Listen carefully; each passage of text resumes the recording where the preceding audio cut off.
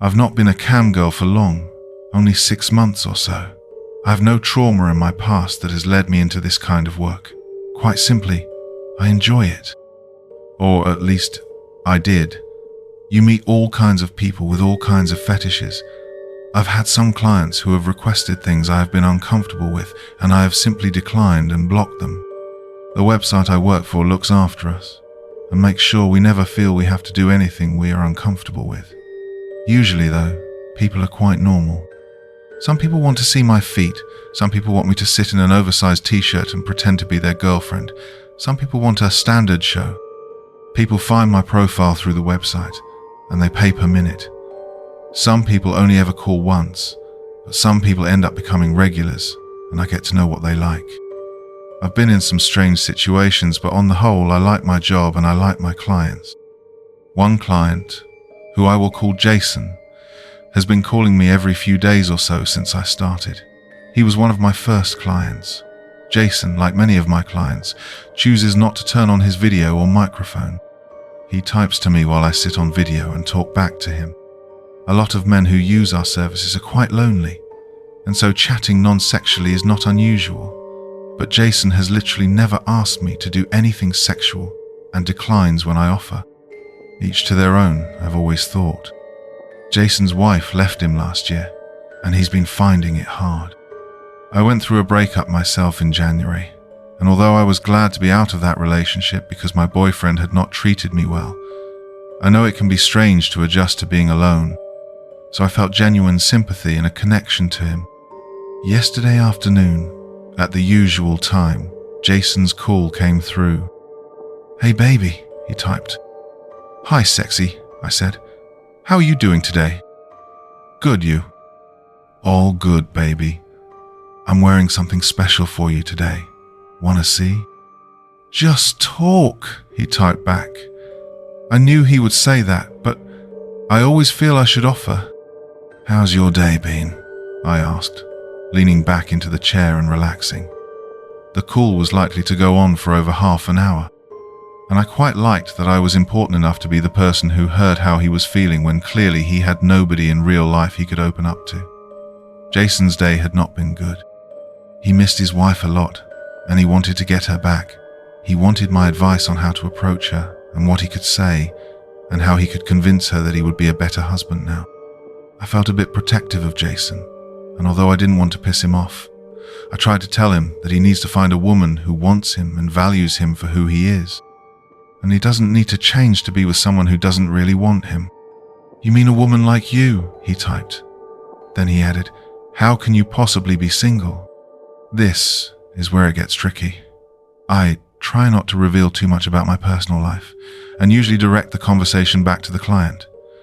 After all, they are paying, and it is their time. I also need them to understand that it is a service they are paying for, and I am not, in fact, their girlfriend, although it's fine if we role-play as such on the call. Having that boundary is easier, and fairer to everyone when I haven't confided in them. You need to find someone who you like, who likes you. Someone who makes you feel special. "You make me feel special," he typed. "Thanks, baby," I said. "You will find someone soon. I know it." I wanted to change the subject as I felt quite uncomfortable. I knew that if this carried on, I would need to remind him that this was just role play and that we weren't actually in any way together. But obviously that was quite a mood killer, and I didn't want to upset him. I have this chat with all of my clients in the beginning, when they first reach out to me. I go over boundaries, how it all works, the types of things I offer, find out what they like, and discuss whether I am the right person for them. I didn't want to bring up the "I'm not really your girlfriend" chat again, unless completely necessary. After all, it was their time, and they were paying for this roleplay. Luckily, he changed the topic and we chatted a little about his work and other mundane stuff for a few minutes. "Where's the picture gone?" he eventually said. "What picture?" "The one on the wall." I frowned. I'd taken down the canvas picture on the wall earlier that day. I'd never really liked it.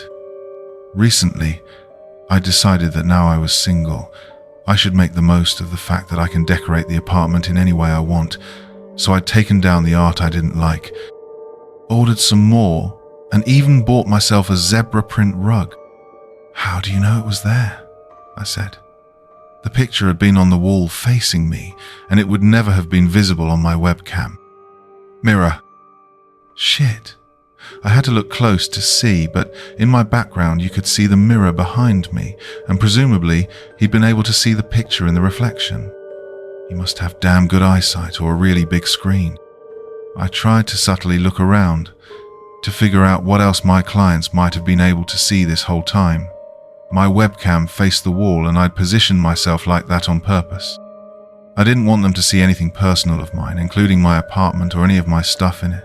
Even though I was regularly getting naked, them seeing my home felt like a weird invasion of privacy. I made a mental note to sort out the mirror later and tried to carry on with small talk.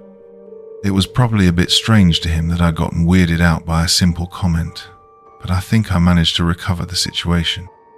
He hung up soon after that, and I pushed it out of my mind. I went for a bath after that and got changed. I'd arranged to go on a date. It would be the first date I'd been on since my breakup, and I was nervous. His name was Carl, and I'd met him at the library, where he helped me to find a book. A real meet-cute. Not like most of the guys who I dated who I met at 3. I'm at the club. We met for dinner and drinks, and the date went well. Very well, in fact. Because of my nervousness, the wine went down a little too well, and I soon found myself in that very slightly hazy state where everything in the world is good. I stopped drinking then, not wanting to embarrass myself, and he followed my lead. We talked for hours about our lives and our interests. He was smart. He was interested in me. Truth be told, at one point in my life, I may have described him as boring, but he wasn't. He was just someone who was open about what he was looking for and wanted to meet someone who was like-minded. It was me who kissed him. He looked taken aback initially, but then kissed me back. It was sweet. He walked me home at the end of the date, and as he turned to leave, I called out after him, "Do you want to come inside?" We sat on the couch and watched a movie. Actually, we watched about a third of the movie. When things started getting heated, he stopped to ask me if I was sure and told me he was happy to wait. He was so sweet, and although I hadn't planned to have sex on the first date, I wanted him right then more than I'd ever wanted anyone. We didn't even make it to the bedroom. We did it right there on the couch. Carl cared about pleasuring me. It wasn't just a race to the finish line. When Mr. Scruffles, my cat, decided to try to hop on the couch with us at one point, he just laughed. I was smitten already. I fell asleep, in a state of utter bliss. We had coffee together this morning, and he left for work. I hadn't told him I was a Camgirl yet. Maybe that was wrong. I was just so worried that he wouldn't be okay with it, and telling people on a first date seemed like a bad idea. I had batted off the question with some vague comment, and told him I worked from home, which was technically true. After showering and doing my makeup, I logged on, ready to work, feeling a bit strange after last night, about the fact I was about to talk to the men I was about to talk to, in the way I was about to talk to them. Oh well, I thought to myself, a girl's gotta work, a girl's gotta eat. Jason called me, which was odd since we had spoken yesterday. Normally, it was just once every few days. "Hey baby," I said, "how are things going today?" "You're a fucking slut," he typed. I froze. What the fuck? He never spoke like that. Some people said stuff like that in the middle of dirty talk, but it had never been like that with Jason. Before I could say anything, he was typing again. "You loved his big dick, didn't you? You're fucking disgusting." I ended the call immediately and blocked him. How had he known? I looked around, completely confused, and then I got up to pace around the room. Literally, the only person I'd told that I was going on a date was my best friend Karen, and the only person who knew that I had slept with Carl was Carl. My eyes darted around the room and rested on my laptop. I'd heard about webcams being hacked, but I wasn't sure how he could have done it. The website I worked for was secure. How would he have accessed it? I didn't know much about technology, and an internet search gave me a lot of stuff that was too technological for me to understand, as well as some dramatic and scary news articles. I wasn't sure what to think. I decided, on advice from the internet, to tape over it. I felt completely freaked out and violated, and was in no mood to carry on with clients anyway, so I decided to take a day off for myself. I could make up for it by working more next week if I needed to. I went to the gym and then decided to meet Karen for lunch. While Karen knows I am a camgirl, I decided not to tell her about what happened with Jason this morning. She did not approve of my new job, for precisely the reason that she thought it might be dangerous if one of my clients was a psycho, and I couldn't bear to get an "I told you so" when I explained that my webcam had been potentially hacked by a client. I did, however, tell her about Carl and our date. "Sex on the first date," she said, feigning shock. "Look at you. Good for you, girl. You get yours." She spent the next half an hour wanting to hear lurid details, and I laughed at her. We chatted for a while over lunch, and when she went to pick her kid up from football, I decided that I wasn't ready to go home yet. I stopped by the nail salon, got myself a manicure and a pedicure, and by the time that I arrived home, to find flowers on my doorstep, I had almost forgotten about Jason. "Thank you for the flowers," I texted Carl. I was glad I was alone because I was grinning from ear to ear like a teenager. He sent back an embarrassed face. That was a weird response, but never mind. I messaged him again, telling him I was about to cook my famous chili, i.e., a recipe printed off from a website if he wanted to join me, and he responded that he'd be over in an hour. By the time he arrived, things in the kitchen were not going well. The chili was getting dry and sticking to the pan, and I ran to open the door for him, with barely time for a hello before I had to rush back into the kitchen to rescue dinner. "There's wine on the table," I shouted through to the living room. "Make yourself at home, I'm just seasoning." "Smells good," he said. "You got a secret admirer." "Huh?" I added too much water to the chili. Now it was too watery. Shit. "The flowers," he said. "Very funny," I said. "Thank you for those. They're beautiful." "They're not from me," he said. I turned off the heat and walked into the living room. "What do you mean?" I said. "I didn't send you flowers. When you messaged earlier, I thought you were saying I should have sent you flowers, and I felt bad." "That's weird," I said. "Then who?" "What the fuck?" he interrupted me, pulling out a card that I hadn't seen, that had been buried inside the flowers. His face went white as he handed it to me. Written on it, in big black letters, was, "Roses are red, violets are blue. You cheap, dirty slut. I'll fucking kill you." It felt like time stopped as I stared at it, reading it over and over. It was Jason. It had to be. But how could he possibly know where I lived? I called Karen, and she came over immediately. I told them both everything. Carl was shocked and said he wished I had told him, but he was more concerned with making sure I am okay. I'm really worried that this guy knows where I live and might be dangerous, so I'm going to stay with Karen tonight, and she thinks I should contact the police in the morning. Woke up in the morning, although I don't know if I slept at all, and Karen brought me coffee. Like some of you guys, she was instantly suspicious of Carl. "So all of this happens just as this amazing, perfect guy happens to show up in your life," she said. "It just doesn't make sense," I said.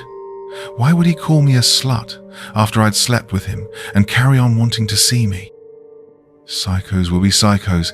He's probably playing some weird, sick game and getting off on it," she said. "I'm telling you, he's too good to be true." I didn't want to believe it, but I got a sinking feeling inside me. Carl called me a few times in the morning and I didn't answer. What was I supposed to say? "Hey Carl, thanks for being there for me last night when I dropped this bombshell on you. But are you by any chance my stalker?" The police showed up an hour after I called them and came with me to my apartment. They are taking it seriously, but people around here aren't as progressive as they are in some places. "Is that like a porn star?" one of the police officers said. He was grinning. I wanted to punch him in the face. "No, I'm a webcam model." "What? Like you do fashion shows? I sighed. Clients call me and I perform sexual acts and speak to them in a sexual way. Or sometimes not in a sexual way, like in the case of Jason. So you're like one of those phone sex lines, but with the video? One of them said. He looked as though he was simply amazed to find out that this existed, and his face told me that as soon as he got home, he was going to thoroughly research it. Is this even relevant? I said. I was getting irritated. I had told them that someone had threatened me, and they seemed more concerned with finding out the intricate details of what exactly I do on webcam. They rolled their eyes and exchanged judgmental looks with each other. Their interjections meant that it took quite a lot of time to actually tell the story, and by the end, I was drained. They told me that they would need to take my laptop and were going to contact the website I work for to see if they can find out more about him. Then they told me that a team would come shortly to do a sweep of the house for any listening or recording devices. Just when I thought things couldn't get any worse. I was giving the officers a list of people who had been inside my apartment recently when the sweep team knocked on the door, and I answered to see my ex-boyfriend, and one of his colleagues, and my heart nearly stopped. If I ever thought I was going to bump into him, I'd have hoped it would be at the bar when I'm dressed up and looking sexy, being all independent and having drinks with the girls. Not when I was in two big clothes that I'd borrowed from Karen before I left her house that morning, my face red and blotchy because I was being stalked by a client from my new Camgirl business. He didn't let on to the police office that he knew me, and I was grateful that he remained professional. One of the reasons we broke up is because he was quite controlling and possessive, and was constantly convinced I was cheating on him. I didn't want to deal with him right then. Besides, the police officers would probably have a field day hearing all about it. I know it's common to want to be the one who is winning after a breakup, but when I looked at my ex and he looked at me, I definitely didn't seem to be the one who was winning. He just looked at me with this awful, pitying and disgusted look on his face. They found 3 hidden cameras in the apartment. I'd known it was a possibility, and I'd suspected my webcam had been hacked, but the fact they had been planted in my apartment made me sick to the stomach. Somebody who had been here did this. My mind instantly went to Carl again, but I pushed the thought out. He was on the short list of people who had been in my apartment within the last 3 months, and so the police would investigate him as well as the others. They told me they would look into whether they can find out who installed them. Apparently there might be fingerprints, or whatever other ways to track the person down.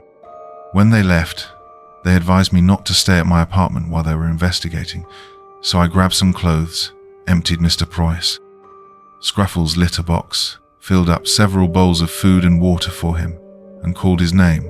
No answer. That was weird. He always came running when there was food. I called him again.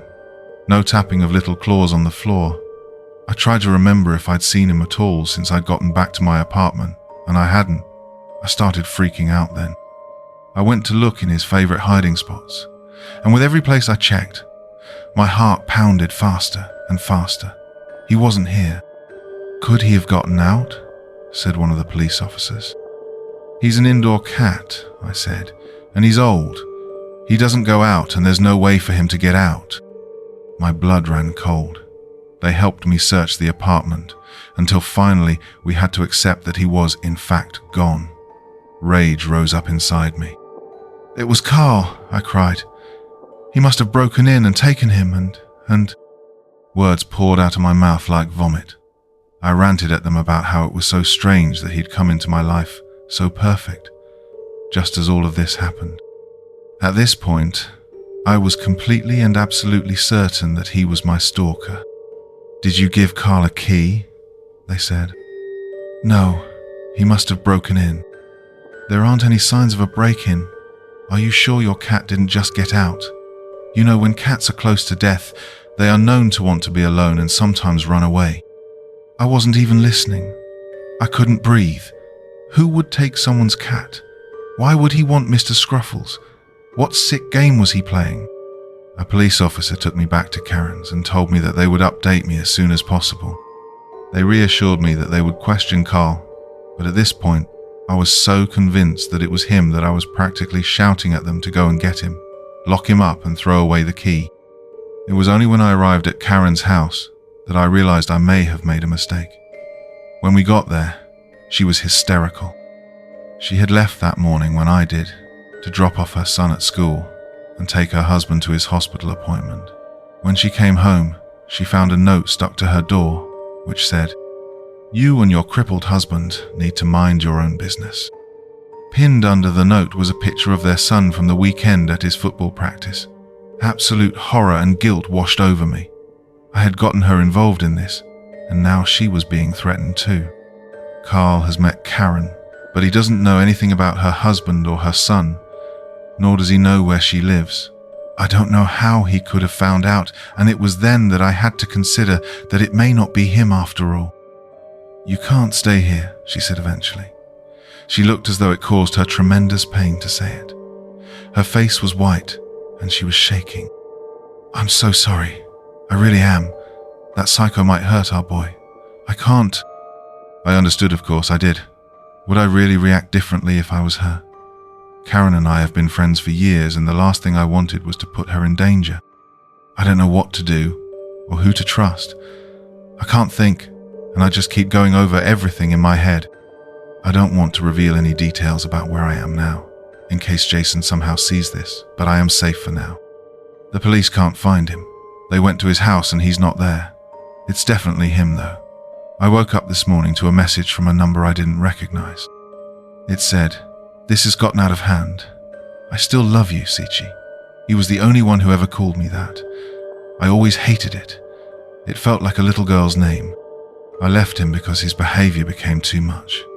He expected me to look at the floor when we were out, and didn't want me to talk to other men. He hated all of my friends. He always told me they were a bad influence on me, and I shouldn't see them anymore.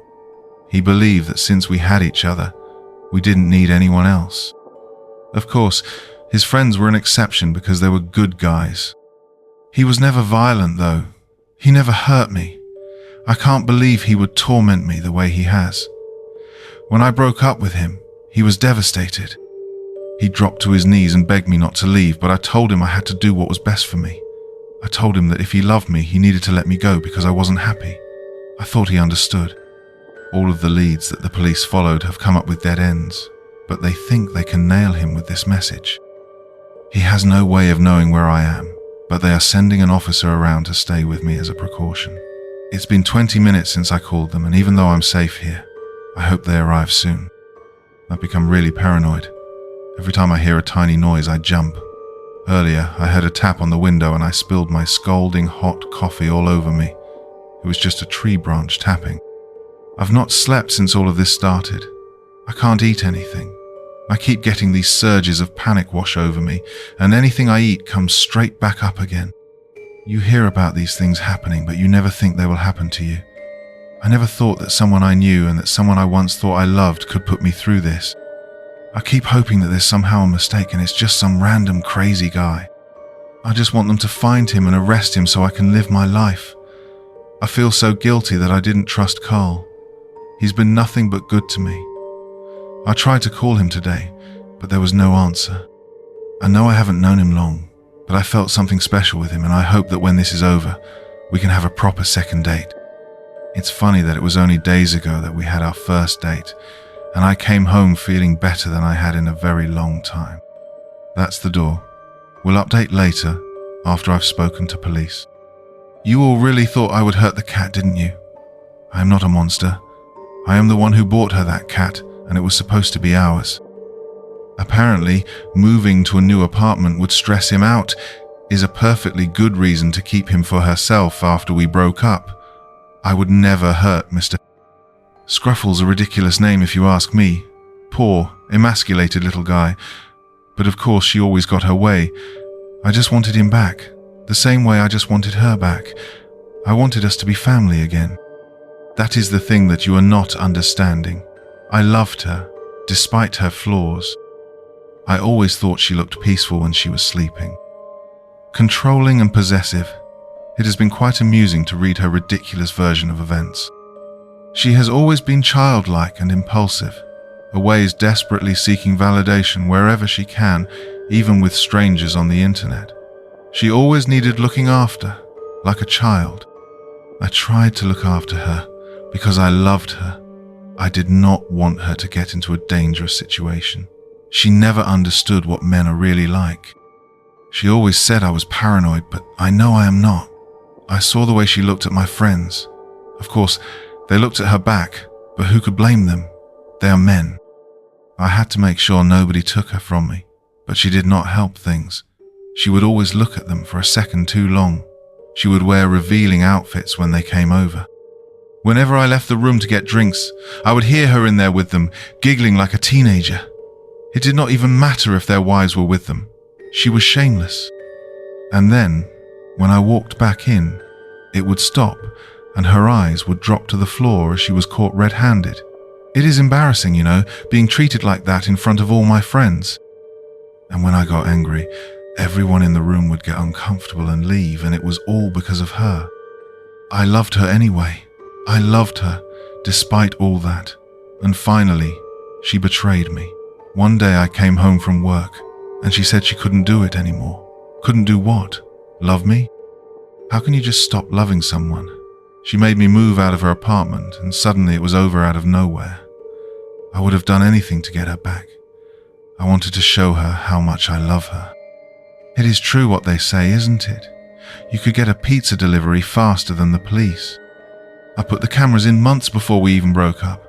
I'm sure you understand why. Now I have explained everything. I needed to make sure she did not do anything wrong when I was not there. Of course, she had a real job back then. I would never have allowed her to become an online prostitute, but I could not be with her all of the time. It is quite addictive to watch someone when they do not know that you are watching. When you watch someone behaving in the way that they do when they think they are completely alone, you really know them in a way that nobody else does. Of course, she is not the brightest. She had not even considered it might be me until you all told her. You kind of ruined the rest of my plan, by the way. Thank you for that. Oh well, plans change. Admittedly, it is kind of cute that she thought I would not find her here. How can you hide from someone who knows everything about you? I watched her after we broke up, and she did not even seem sad about it at all. Quite the opposite, in fact. And of course, she set up that ridiculous webcam stuff. It is disgusting when someone you love is whoring themselves out for anyone with a credit card. I was not lying to her.